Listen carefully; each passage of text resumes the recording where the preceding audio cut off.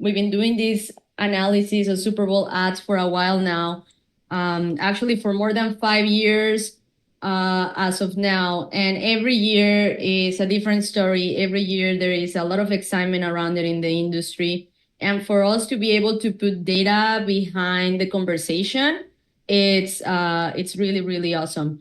So I want to start obviously by giving you the mic, and if you can tell us a little bit of about you. The way the webinar is gonna go is I'm gonna go around and go through the results, explain what is that we did, what is all this thing about the buzzword of AI, what it delivered, what happened with how did we confirm that the AI is accurate or not. And then we're gonna go into the conversation. But as we have you already here, please say a little bit about yourself. Well, ladies first. Right, Yes. so I'm going to go first. Christina, do you want to go first and then I'll go? Well, I can do it. Yes. So I'm Cristina de la Peña. I'm the CEO and founder of Box. You'll know about what we do in a minute. But I live in LA. I've been on the consumer research space for over 10 years. It's kind of like where we are experts of. And then, yeah, working with amazing brands. Some of them were in the ranking. And yeah, we're basically a tech startup coming from tech into research and creative. Lovely. So I'm going to go next. First of all, it's a pleasure to be here. So thank you so much, Christina, for inviting me to become one of the panelists today. My name is Freya F, and I am based in Geneva, Switzerland. I am I'm a marketing and a business leader with over 13 years of experience transforming global brands, ranging from multinationals to startups through strategic marketing and technology. I am a global marketing and a brand lead in a Swiss healthcare company called Roche, and I serve also as a board member at a startup called UrbanX. I drive innovation in remote workspaces, and as mentioned, I'm a leader in business and branding in Roche. And my career spans shaping household names at Procter & Gamble and co-founding an advertising agency through entrepreneurial ventures. And Javier, I'll give that up to you. Thank you. Thank you for that. Javier Farfan, based out in New York. I am part of that NFL experience that everybody's talking about, Super Bowl. I'm a global brand and consumer marketing consultant to them, helping them kind of think about fandom and reaching new audiences as their brand continues to grow globally. And then on my other side, I also have a advisory practice called Wolfe Advisors with clients like Walmart, New Balance, McDonald's, Amazon Music, working on strategic initiatives within marketing, influencer, and entertainment. Stephen? Well, gracias, senor. So, Stephen Wolfe Pereira, I'm the founder and CEO of Alpha, and Alpha is on a mission to get boards ready to lead in the AI era. We focus on corporate governance, risk and compliance through an applied AI platform that we built and an executive network specifically focused on board directors. Perfect. Well, this is an amazing lineup. I'm sure the conversation is going to be super rich. So let's go into the presentation and right into the conversation because that's what everyone is waiting for. Okay. So let me start. What happened, right? We analyzed this year 36 ads, right? Out of the total, there are around 60 ads every year in Super Bowl, but we usually analyze around 30, right? And we focus mainly on major categories of consumer products. In this case, based also like we try to follow a lot of the trends, if we see more of something, we'll focus on that category rather than another one. But for this year, out of the 36 ads, we tested categories around alcoholic beverages, non-alcoholic beverages, snacks, pharma. By example, pharma is something that we haven't tested in the past because it wasn't really a thing in past Super Bowls, but this year it was a big thing. So we included pharma. We have packaged goods, fast food, footwear, and a big category that is actually the category that became the biggest this year is tech and software. A little bit of stats from this year's Super Bowl in terms of the ads that we tested. All of them range in between 30 and 60 seconds, mainly 30-second ads, but we also have 42% of them being 60 seconds. A lot of them charge into the emotional storytelling. This is as well something that we're going to be talking about. As you know, even when we asked this question before the Super Bowl, what people are expecting of the Super Bowl, many times it was humor, big stories, big productions. This year we had a lot of emotional storytelling, and it seems that delivered to the audience preference. We're going to be talking about it. And then celebrities. Celebrities is a big thing. Every year we see a ton of celebrities on these ads. This year it wasn't different. We had 72% of celebrities out of the 36 analyzed, which is according also to the pattern of the whole 60 ads that we, if you saw the Super Bowl that were over there in the big game. So what happened with these 36 ads and how is that we tested? And this is where we start talking about AI, right? So if you go into the left side of the screen, basically what we did is that based on all the historical data that we had from previous Super Bowl tested ads, we put our model, an AI model, to test and to basically feed of that data to try to predict what would be the performance of this year's Super Bowl ads, right? So what that means is out of that historical data, we have data from 5,000 consumers, 110 ads, all of them get into the process. We detect what are the patterns, creatively speaking, that are making these ads successful and the reasons why. All of that is cooked into the model. And then the model can, as soon as you throw him an ad, tell you, hey, this is going to be a good ad, it's going to be a bad ad. And also not just that, but also predict exact scores. In this case, the data that we're using is data coming from consumers because we are a research consumer data company, right? What that means is that we actually put ads in front of people and collect how they react. We are using facial coding algorithms to know about their emotions, eye tracking to know about their attention patterns, and so on. And also ask them questions about what did they like the most, what is that they remember, and all of that information. So that sums all our data set, and that's what the model ate in order to give us the prediction. Now, parallel to that, we also went and tested with humans, right? Which is this process of putting the ad in front of people. And the reason why we did that is because for us, it was very interesting and important to understand how is that these models are actually bringing data and how accurate it really is, to predict consumer preference, right?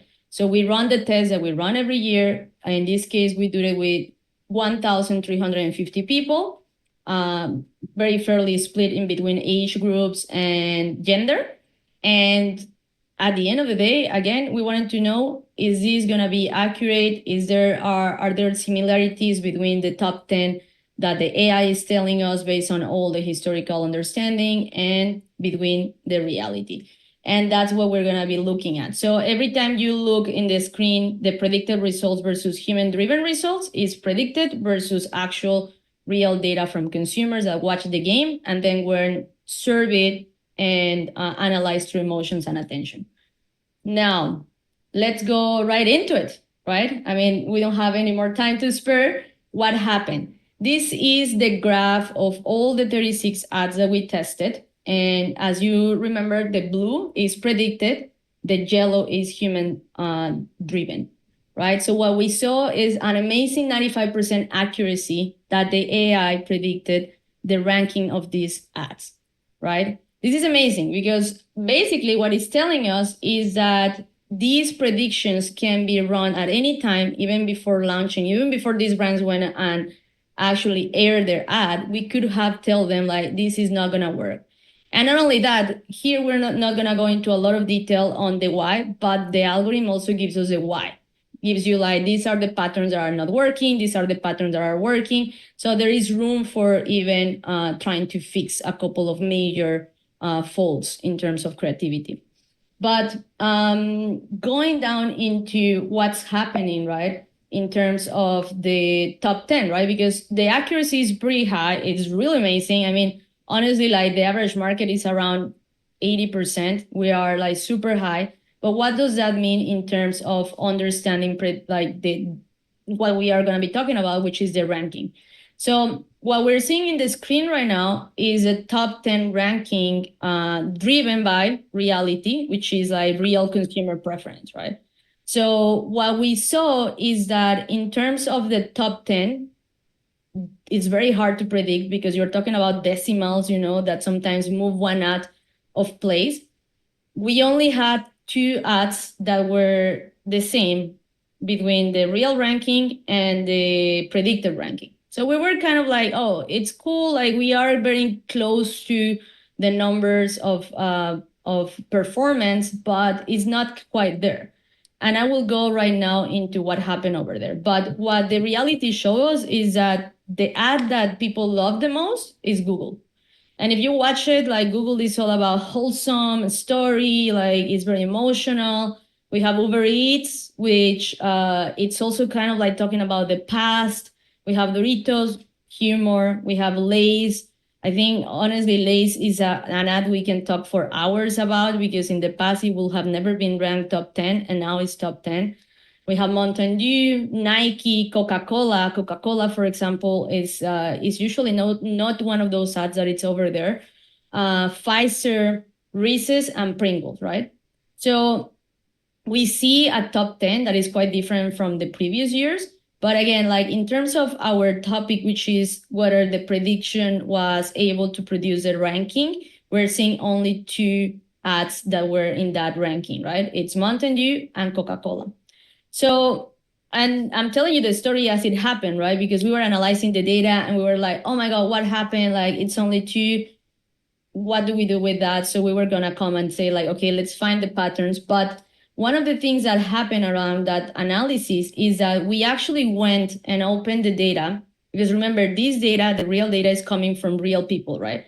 So we went and opened the data and realized that the rankings per cohort, there was all the similarity with the ranking of the prediction, right? So it means that, for example, a Bud Light, right? That the algorithm said like, this is number 1.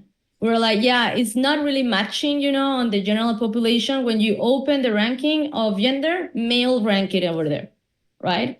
So the algorithm was actually really efficient as well to give us a top 10 that according to him, to the data that he holds, like it's actually of good performers, right? So this is amazing. And this is the ranking exactly of the prediction. Bud Light, Stella, Poppy, Budweiser, Meta. For example, Meta.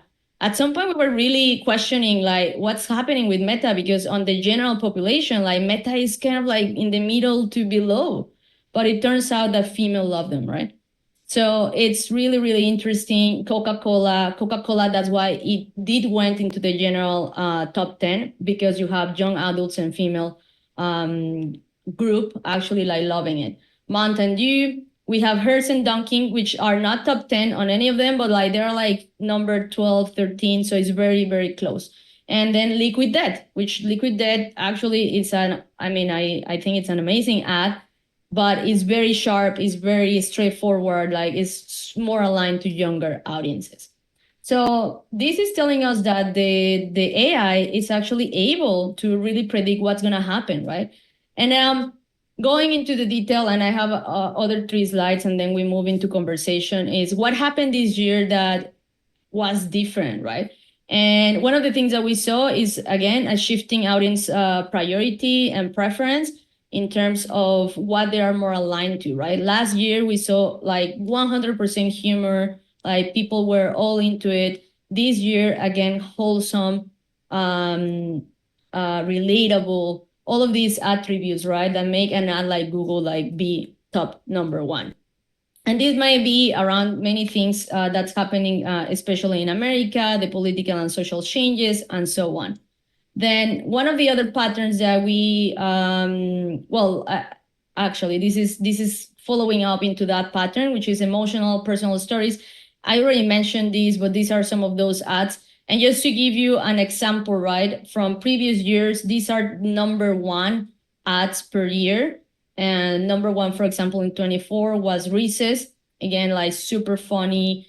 We like direct humor, popcorners as well, Verizon in 2022.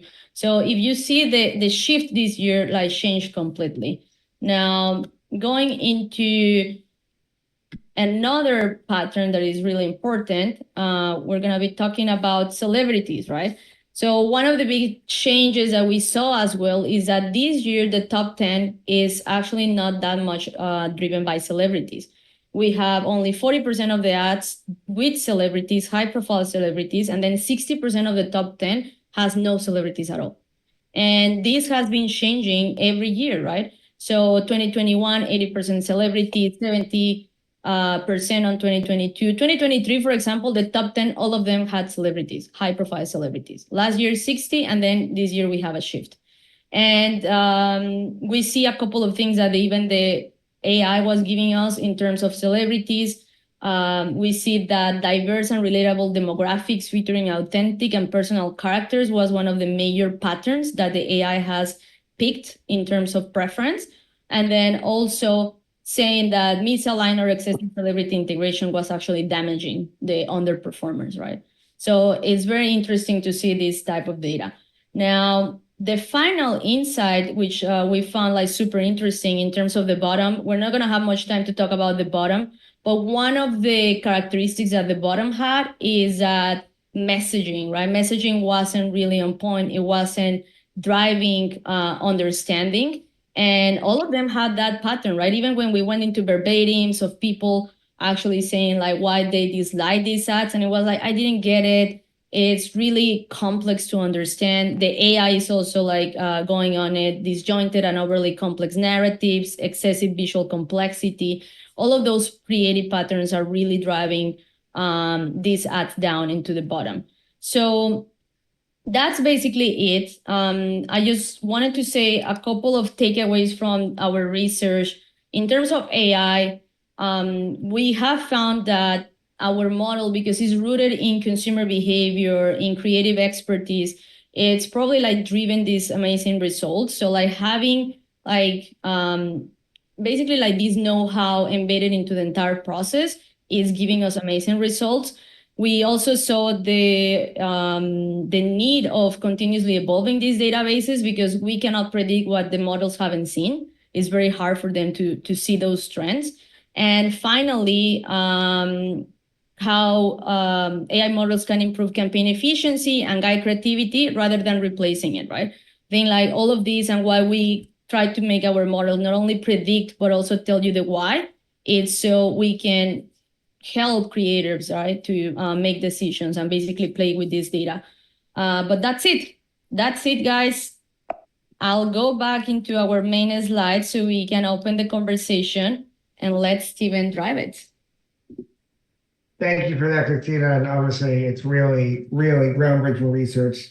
I think we're just getting started to see how AI will be able to be applied to real insights. And again, it's only a matter of time before the machines are actually doing this, orders of magnitude better than the humans.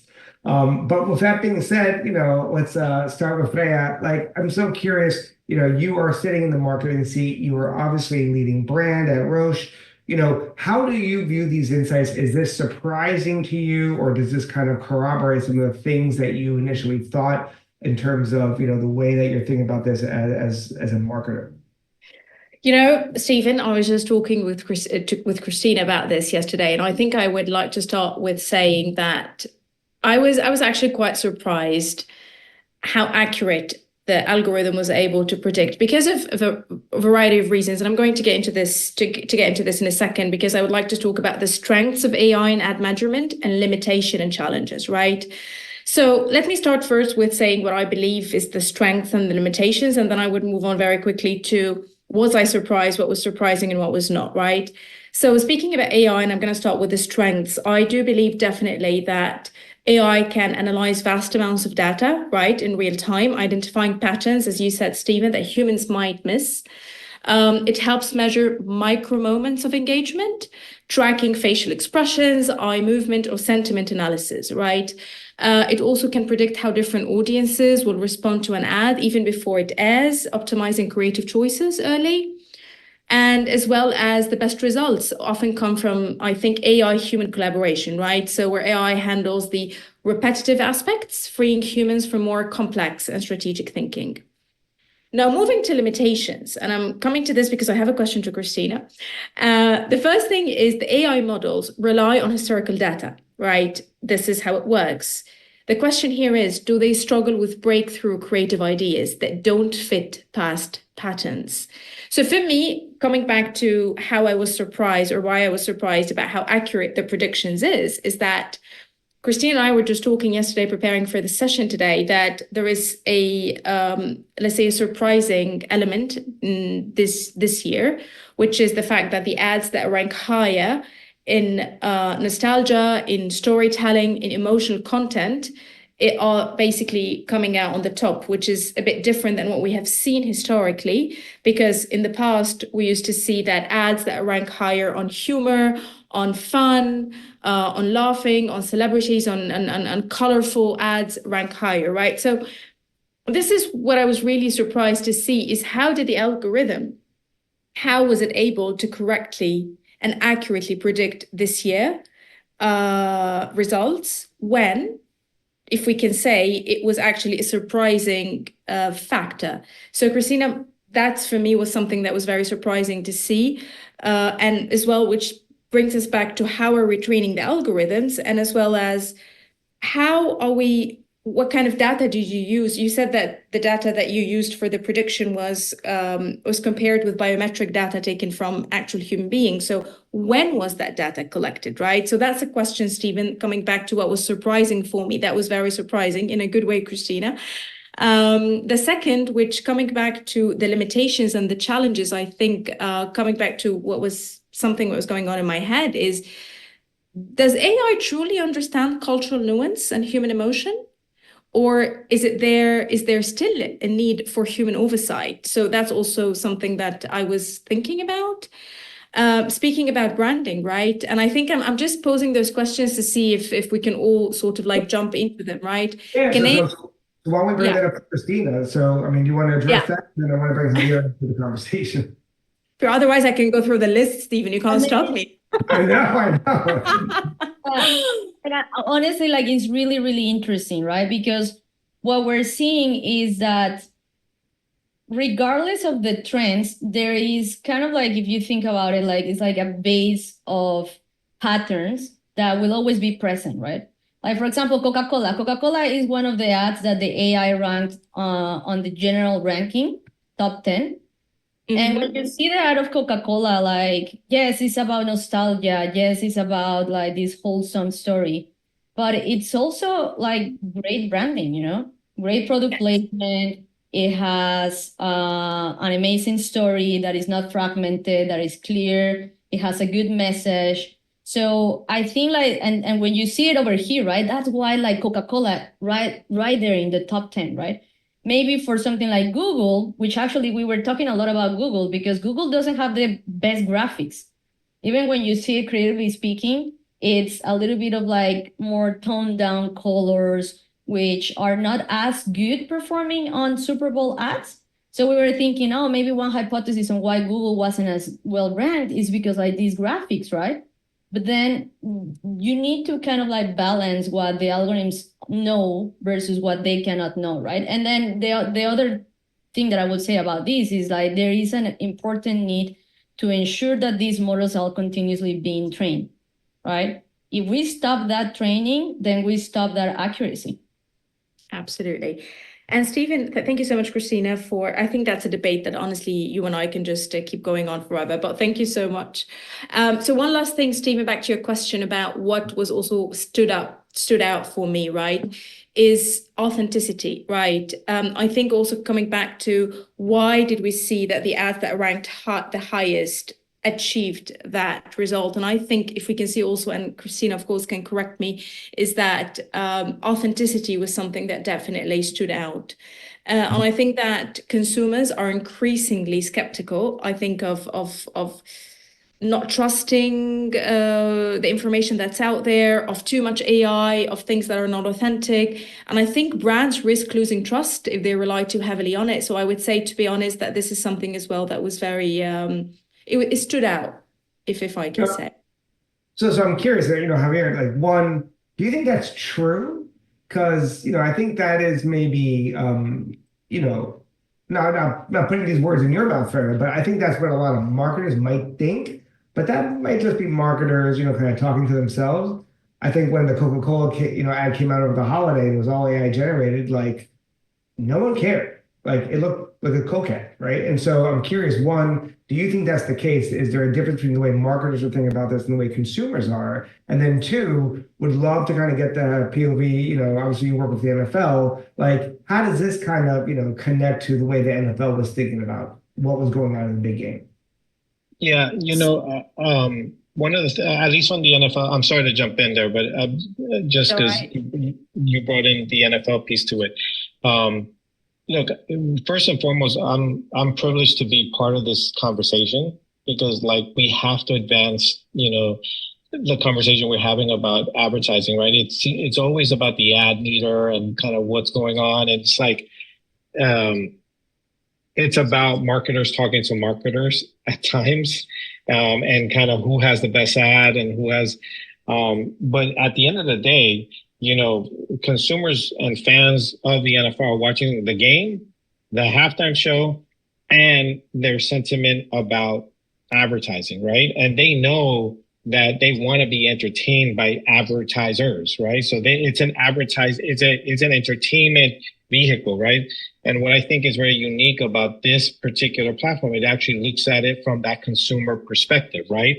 So we're taking away all those pieces of like what the industry is talking about and seeing, what is really driving the sentiment or what we think is driving the sentiment of that particular audience. And we get so much anecdotal information from consumers, from people that, as an NFL employee, you hear them coming to me and say, oh, that great ad, you were a part of it. I had nothing to do with it other than they paid to be a part of it. But it's good to hear how people feel about it. And now bringing this layer into it really gives us perspective, right? And I think it's going to give our advertisers perspective on the consumer. So I think, we're in an interesting time. We're having these interesting conversations. I do agree with a couple of points that you have. Like, as I heard the data, as I heard the information that Christina was talking about, is does cultural relevance lay into this somehow? I think time will tell, right? So, the data shows that there's some level of accuracy in what the predictive model. But, 2 or 3 years from now, some of these commercial will have some cultural nuance that past data is not going to provide. But, we can probably in 2 or 3 years be able to predict how people feel about that. And I think that's where the interesting, piece of this is going to be, right? Because it's continuously learning from itself and from the data that Christina and all the inputs that we're getting from that.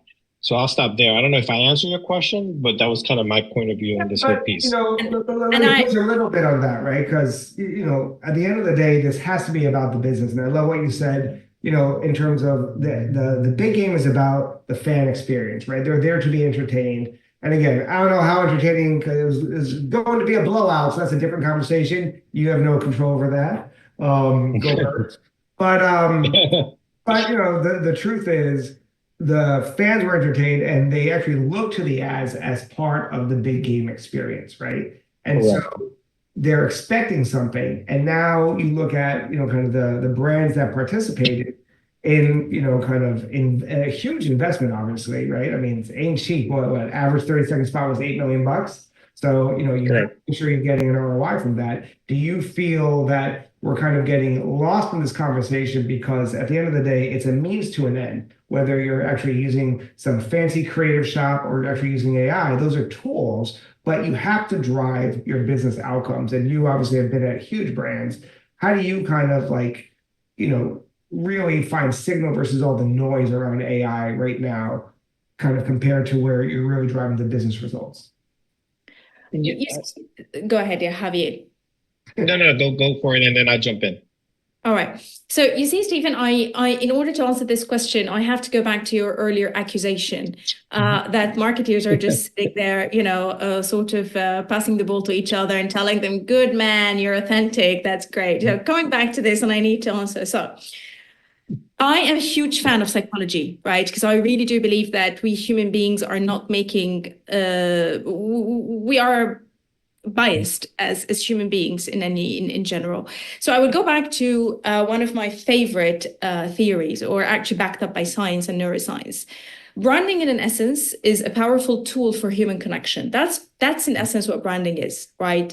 The brain, and coming back to explain how we have actually reached that point. It's genetic. You can't really escape it. The brain is wired to look for something it can connect with, something that is authentic and something that people can trust, something that creates a sense of belonging. And I would just like to explain the neuroscience behind it and how important it is, especially with rising AI, which raises profound questions about perceptions, credibility, and trust. So in order to get into this, I would like to speak about what's called the trillion brain theory, right, which has been explored by Seth Godin. You can read about it online.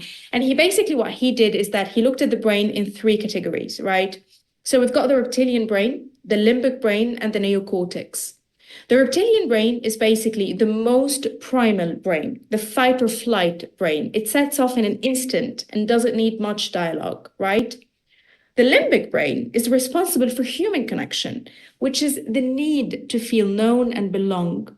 It's the part of the brain where newborns can understand who is related to them by blood, by their facial shapes, basically. The third part is the neocortex, which is basically wanting to know the facts and figures, or if things make sense, or if this is logical.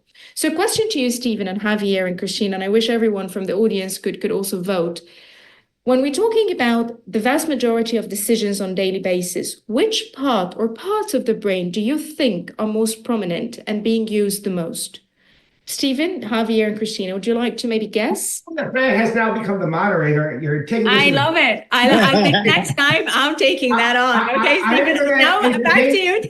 I'm going to entertain this for 60 seconds. Because we're way off base, right? We got to bring it back to the question that I asked Javier about ROI, because again, we're getting all caught up in the weeds. But I'd say, the majority is your lizard brain. Absolutely. It's the limbic brain as well. It's the connection brain. It's the reptilian and the limbic. So all of this just coming back to branding, and that's why authenticity is very important. Up to you. But again, we're getting off track. The point that we're trying to say is this worth the investment, Javier, right? Because if you have Liquid Death, Liquid Death was literally online talking about how they spent 350 grand on the creative, and they felt like everyone wasted their money vis-a-vis someone like OpenAI that obviously, probably didn't spend a lot on creative as well. But then you have people obviously doing huge production value, and it didn't work out like Poppy, right? So just talk to me about the ROI, because this has to be about business results. Yeah, look, first of all, there's two pieces of the pie, right? It's the investment to the space, right? That's the most efficient way to get to so many people. Think about it. We had, I think the number got up to 139 million or 177 million. I can't remember exactly because the number keeps on increasing. So from an efficiency perspective, you're getting everybody, plus the talk value and PR value. Now, the investment on creative. When we think about investment on creative, look, I do think creative ideas win, and especially when they're connected to the human truths. And then, I do think that there's an authentic piece to that puzzle, going back to the authenticity question and piece that you were mentioning, that's important. And there's different ways to get to that. I think that the business needs to make that determination, and, creativity can't be, connected to just an ROI, because we know some folks that have invested hundreds of $millions to produce a movie and it tanks. We just have to go with the creative spirit of it, but making sure that it sticks to that strategic value or strategic message that they're trying to hit. I think that's the most important part. And then those business people are going to make decisions. Some people are going to make bad decisions. Some people are going to make efficient decisions. I think it depends on the resources those people have. I think going back to this piece and how AI fits into this particular puzzle, I think it's important that we start using these tools any way we know how to and test it out. So I think as we're looking at research, as we're thinking about this, I think that we should, marketers, advertisers should be thinking about tools like the one that Christina is mentioning now, as they're thinking about their creativity, to be guardrails, not to be the be all end all. I think there's an instinctual and creative aspect to developing messages, and we have to not lose that in that process and use tools like these tools that are coming up through AI to be a part of that. But it should not consume, the nature of who we are as humans and that cultural relevance piece. And I think there's a balance that I don't know how we're going to figure out, but we're going to continue to figure out as we continue to investigate, these type of information inputs into what we're developing on a consistent basis. I don't know if I answered your question, but I try to put it in the construct of that. Let me bring it to Christina, because what you're seeing here is this tension, right? And I have obviously my own point of view. I think everyone is fooling themselves that the machine is not going to be able to be authentic. The machine isn't going to be able to be creative. When you just look at where ChatGPT where it is today, and obviously it's the O3 model, which is the latest. You're looking at something that is about 150 IQ points. Just to put that in perspective, Elon Musk has about 140 IQ points, and Einstein was about 161. So this has only grown exponentially. As I like to remind everyone, this is going to be the shittiest that the AI has ever been today. It is only going to improve exponentially. And so, Christina, when you see marketers trying to understand and use your tools, your analytics, your AI to kind of understand how their messages, how their creative is actually resonating, do you feel that you're going to be able to actually use AI to find either more insights or be able to actually produce the full creative itself? Like, where do you feel like leveraging not just your tools, but just in general at a macro level? How is AI going to be able to deliver on the authenticity that Freya is actually, talking and referring to? Yeah. So, I mean, the way we see it, the answer is yes, right? Right now, for example, even at this moment, we have all the patterns, right? We can tell you this ad has all these things that is doing right, all these things that is doing wrong, that I'm sure if we feed that into some kind of other model that can make additions, it will produce a better ad based on that data, right? It will grab that ad and it will say like, okay, this is a much better ad based on what you told me. So in a way, we are building this intelligence that could be used for that purpose, right? It can also be used for the purpose of understanding investment, like liquid debt. Like, yes, you had all that exposure during the big game, but then go after your young adults. Look at them. They love you, right? Go after them because you can expand that campaign and actually like create that ROI, right? I think as Javier mentioned, right, like the Super Bowl and being at the game, I think it's an amazing outlet. It's an outlet that you cannot replicate anywhere else. So it's great to be there, but then your strategy, right? How do you blend that into a strategy that is really going to bring results? So I do think that it's possible. Now, connecting to whether that's just gonna be the way things are done, like I don't think so. I am a creative, right? I'm an architect, a trained architect. That story is for later, but I did study architecture, and the best part that I enjoyed about architecture was the creating process of having an idea, developing it, right? And yes, you take reference, you try to look for help, you ask questions to people around you.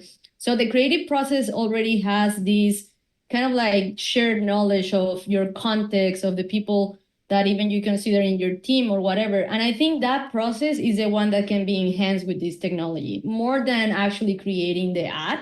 It's like how during and maybe everyone in here has been in that room, right? Where we are saying like, what do we do? Do you like it? Well, I don't know. I like it, but like, what am I supposed to make a decision based on what I like?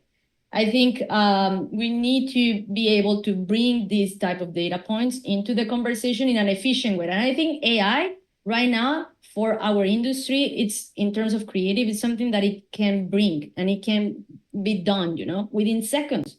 And that's amazing, right? It's like bringing the consumer into the room, right? In seconds. That's where I'm going right now.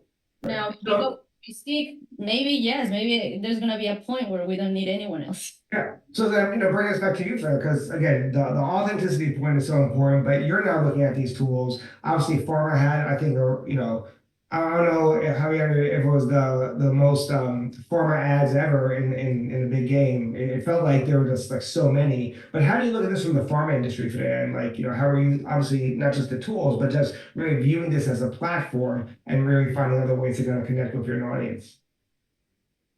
I think Stephen, it's almost what we have just been saying, right? I do believe that it's all about the data. Again, I think that creativity, just echoing what Christina is saying, is often thrives on unpredictability, intuition, and emotional intelligence. Whereas I still believe that AI, as it is right now, it falls short.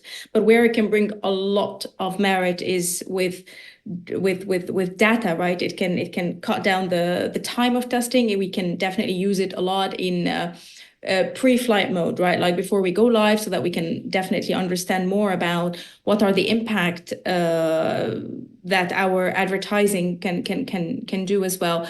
And I think there's so much talk about diversity, right? I feel like now marketeers are just, I mean, I don't want to say that, but sometimes you can always argue they can't get it right, because it's sort of like whatever you do, there is something that someone is missing, right? It's either the wrong, I don't know, ethnicity, something is you can't really get it right, all of it, or it's very hard. I don't want to say it can't.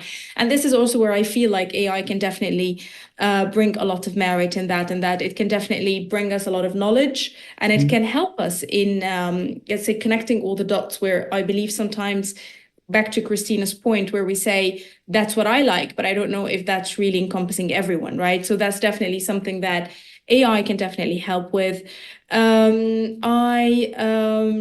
again, I do believe that AI will continue evolving as an augmentation tool rather than a full replacement. That's, I hope that answered your question, Stephen. Yeah. That I want to say something, Stephen, like really interesting about what you said in regards of the composition of the data, which is we also need to be having this conversation, right? Like, what data are we collecting that is going to help us make these models actually tell us relevant information, right? And that is so relevant. And you asked like very early on in your first question, Freya, about where this data is coming from, right? So we have been testing with high levels of quality, taking into account multiple groups, multiple ethnicities, multiple like age groups, right? So you need to have those balances within the data that you're collecting. And we also been collecting every year in time, right? During Super Bowl game, because time is also of the essence, right? If you test one ad from last year, today is gonna be different, right? So the importance of, and I know everyone in the industry has been talking about data for like what, 10 years? Like years. I've been in data for 30 years and people still don't have the shit together. But honestly, those that started early and that now could have the capacity to dig into that data, like those are gonna be winning, right? If you're starting today, you are really late, right? So I want to put that in there because I think it's a very interesting thing. And Christina, I think actually let me bring Javier on this point, because you're hitting on something that he's been obviously a champion on for a very long time, which is exactly around understanding not just diversity. And I know DEI is now a bad word, but I really I want to hear the people that say out loud, don't use the acronym, say I am against diversity, I am against equality, and I'm against inclusion. I want to hear someone say that out loud. Don't hide behind an acronym of DEI.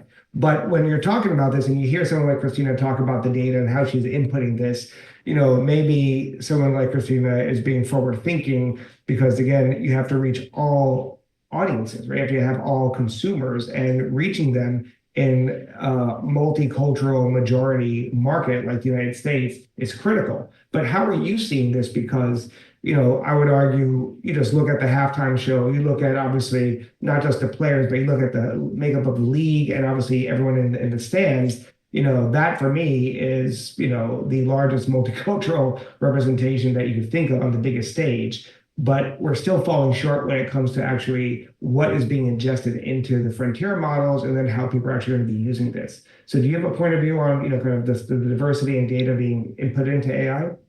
Yeah, I'll just add to that, and then I guess it's a conversation for Christina as you're building your model, right? So one of the big challenges, we consistently have is the marginalized communities, right? Like how are they being integrated into that? So I don't even want to talk about like diversity. It's like there's certain people that don't have the equity of voice when it comes to all these inputs. How are we thinking about how do we resolve that? Because at the end of the day, it's not about diversity. It's just making sure that we have an accurate model for our consumers. And as we're thinking about this, to Stephen's point, the majority of our consumers as they get younger, at least in the United States, and I would say that around the world, come from many diverse backgrounds and perspectives and cultural nuances that needs to be inputted so we have a better predictive model. How do we push the industry to think about that? And Christina, you're building this model and this platform. Do we put that piece into that? I guess that is a question and my thought and my point of view. Well, and Freya, you were going to add to that?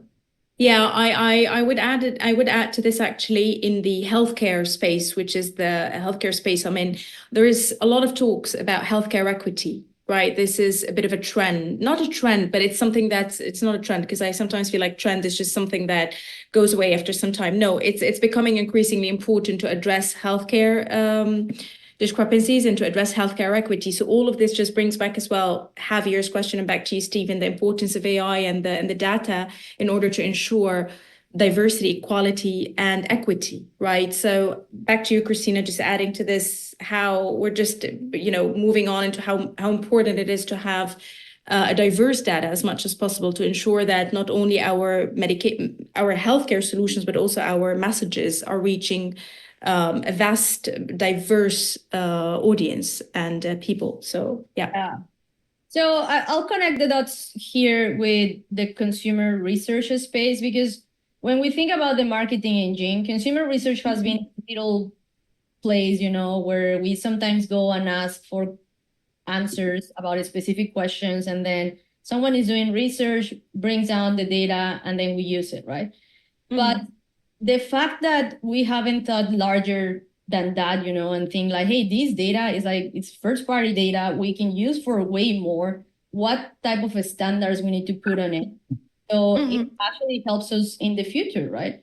So we see, for example, in the research space that collecting data from Latinos, right? It's way more expensive. It's way harder than doing it from like mainstream populations, right? So what does that mean? It means that you need to make an extra effort to actually bring that data in, right? And I think like the fact that this conversation, like we're probably like a lot of brands are gonna face it just now.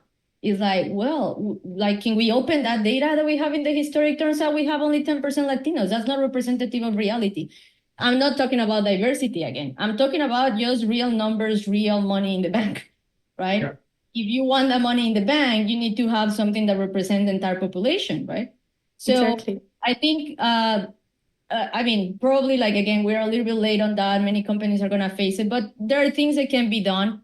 Like us as a company, we try to work with our clients to ensure that we have some quotas, that we have representation, that the data, and try to explain to them why, right? Why to go the extra mile, the extra day of data collection to get those Latinos, those like younger Gen Zs or alphas, right? Because this is important for your future as a brand, right? And that conversation, I think, is something that everyone needs to have right now. No, absolutely. So, bring this, we're talking about one very specific point in time, obviously the big game. We're talking about all these great, kind of entertaining ads, but we have to kind of go beyond this, right, Javier? I mean, how do you think about this being applied into other areas, other mediums, other formats? Because when you're really thinking about, the consumer surround sound, the 360, obviously it's going to be on, way beyond just like, a big tempo, TV ad, right? Yeah, I mean, look, that's kind of where Christina and I started having our conversation a few months ago when we actually met. Like, it's interesting. Advertisers are going to buy into this, because they need to understand how to just be better at the performance of their content to drive consumerism. Totally get it.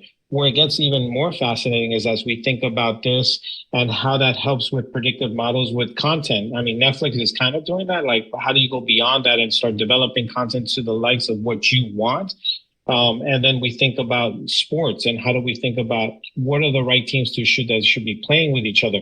I mean, there's so many evolutions of where we can use predictive models and AI to help us inform the content creation, the content development, and the pipeline and the distribution of this stuff is where it's fascinating. And we're like in the beginnings of understanding what that looks like. And I think that, you know, it will change our behavior at the same time. Like, you know, there's that the cycle of like, hey, you know, we're letting a few small folks that are development people, you know, somewhere sitting in India or somewhere sitting in Hollywood, kind of making decisions on what are the creative, cultural, you know, content pieces that are going to drive, you know, cultural conversations for society. This will change with predictive models like that. And I think that that is fascinating to me. And I think tools like this will help evolve that and will change kind of perspective. And it might make us more siloed than we already are with what's going on with social media, but it also could open up a new world of development that we don't know of. So I just took it somewhere totally different, but you know, I just wanted to throw that out there. No, look, I appreciate it. Look, this is the conversation that we need to have, and we need some real talk as we go into, you know, the last few minutes. So let's do a lightning round, right? I'd love to hear from each of you. What do you think for specifically 2025? Let's not talk about 2030 because, you know, by then we'll have, you know, super intelligence and robots everywhere. So that's a different conversation, different pod.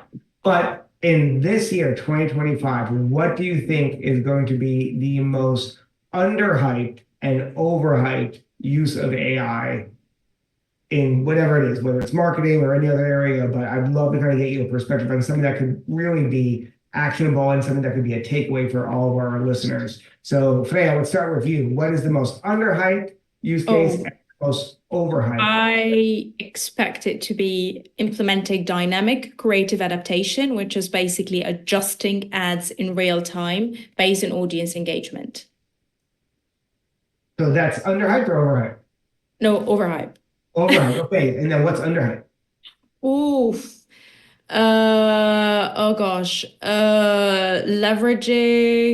Leveraging AI for pre-testing and optimization, I think, which is basically predicting how an ad will perform before it launches. It sounds like they should probably be using SynapFox. Just saying. Oh, Christina, no pressure there. Just Hey, saying. you know, that was organic. That wasn't teed up. Javier, overhyped and underhyped. I think the whole conversation on AI is overhyped and underhyped at the same time. So I just kind of keep it broad like that. But the two underhyped pieces are, I do agree with you, Freya, in regards to like predictive models kind of helping inform that. I think that is going to be underhyped and people are going to start diving into that a little bit more, especially if there's really strong insights organizations within some of these brand organizations. And I think the second piece is this idea of coding within advertising, right? Like we can actually have AI bots actually code for us and develop platforms for us very easily. And I'm starting to test that out myself. Just imagine when young people get into the actual, you know, job opportunity and start using that within the constructs of marketing organizations. I think it's going to be super fascinating. I think that's going to start to happen a lot sooner than we think. Great. For me, I think overhype, it's all the conversation around like new LLMs, agents. I think like those are like kind of the fancy things that we see on the news. And people get very excited and they're like, okay, how do I leverage that? What does it mean? Like, do I need to go with the Chinese model now? And oftentimes like that ends up in like, well, by the time you are figuring it out, there is a new thing, right? And then that's it. It's going so fast. So I think that that's the overhype, and I will advise people do not stay in that realm because that realm, again, we cannot control that. But the underhype is we need to be talking about processes. We need to be talking about how we humans, the teams, you know, are really using these technologies because we cannot just be distracted by the new thing. We need to be thinking like today, what things need to be changed, you know? And I see many companies again, not talking about that, and that concerns us. It doesn't concern the agents, it doesn't concern the engineers, it concerns the teams. You need to be making changes today. And that's so underhyped, and people, you need to be doing it now. Yeah, great. Well, I'll add my own underhyped and overhyped. I think overhyped is honestly just the whole conversation around, just kind of where we are with frontier models. I feel like that is all of the, kind of focus on, OpenAI and Anthropic, and, you had a complete, kind of chaos event with, DeepSeek, 3 weeks ago. Again, anyone in the AI community, they've known about that, open source version of software.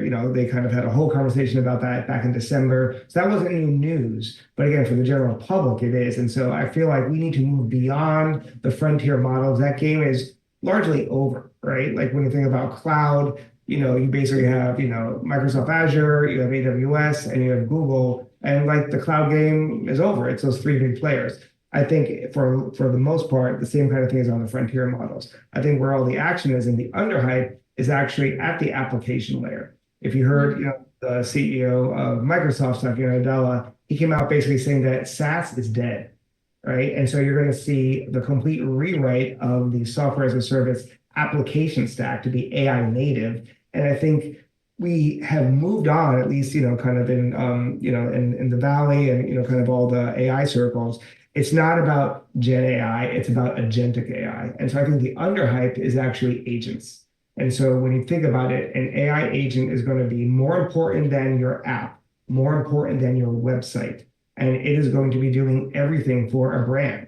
It will be doing sales and marketing and support all simultaneously. And so how is that going to absolutely, kind of reinvent the whole customer experience when you actually have all three of those functions flattened? And instead of marketing to a consumer, Freya, you might be marketing to my AI agent because every consumer is going to. Absolutely. I can see that happening definitely in the future. That is extremely underhyped. And I think the very smart brands that are kind of figure out how to, one, get their data house in order and then start to use that, start to build out their agents. That is going to be, I think, one of the key trends in 2025.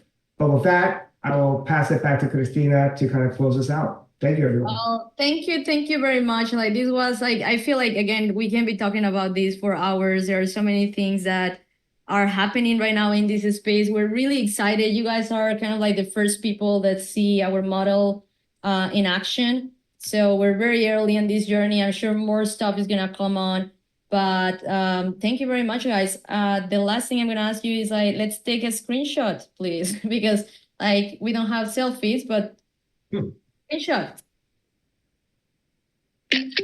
I don't know, guys. It's not the time to get political, so I didn't do the peace signs. Fair enough. Well, Fair enough.